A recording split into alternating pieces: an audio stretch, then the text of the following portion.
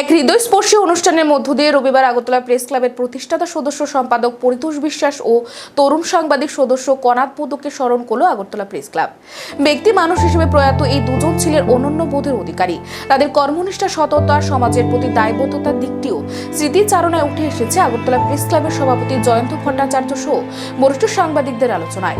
এদিন সন্ধ্যা 5টায় আগরতলা প্রেস ক্লাবের হরঘরে হয় শোকসভা। শুরুতে প্রয়াত দুজনকে ফুলমালা দিয়ে শ্রদ্ধা জানিয়েছেন সাংবাদিক, চিত্র সাংবাদিক, সংবাদ কর্মী সহ তাদের পরিবারের লোকজন। দুজন আলোকময় ব্যক্তির কঠোর ও কঠিন পথের সার্থক উত্তরসূরি হিসেবে শোক প্রস্তাব পাঠ করেন আগরতলা প্রেস ক্লাবের সম্পাদক রমাকান্ত দে। এরপর সকলে কিছু সময় দাঁড়িয়ে তাদের স্মৃতির প্রতি শ্রদ্ধা জানিয়েছেন।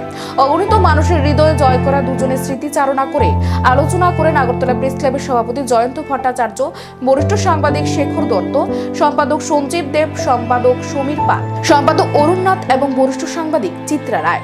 আগরতলা প্রেস ক্লাবের তরফে প্রয়াত সদস্য পরিতোষ বিশ্বাসের পুত্র সন্দীপ বিশ্বাস ও প্রয়াত কনাদ মোদকের পিতা আশিস মোদকের হাতে শোকলিপি তুলে দেওয়া হয়। প্রয়াত দুজনের কর্মজীবনের সততা, একনিষ্ঠতা এবং সাংবাদিকদের আর্থসামাজিক উন্নয়নের পাশাপাশি সাংবাদিকদের মান উন্নয়নের প্রশ্নেও তারা যে অতুলনীয় অবদান রেখে গেছেন সেটা পালনের মধ্য দিয়ে তাদের প্রকৃত শ্রদ্ধা জানানোর আহ্বান জানিয়েছেন সকলেই।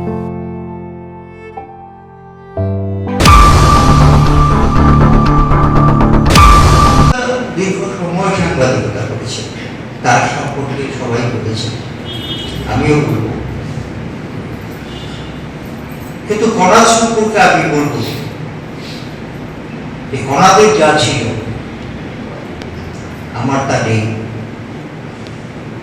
কনাদের দুটো চোখ ছিল, ডাগর ডাগর চোখ, যে চোখ দিয়ে ও স্বপ্ন দেখতে চেয়েছিল। এর জন্যই সে সাংবাদিকতা করত এবং এর পাশাপাশি সে ছিল বাচিক শিল্পী এবং সে নাটক নিয়ে পড়াশোনা করেছে এবং সে নাটকও করত। কাজে তার জীবনকে গড়তে চেয়েছিল জীবনের একটা অন্য ধারায়, সৃষ্টিশীল ধারায়। কিন্তু তাকে এত কম বয়সে চলে যেতে হলো, মানে যেটা কোনোভাবেই মানা যাচ্ছে না। পরিতোষদা সম্পর্কে একটা কথা বলতে গিয়ে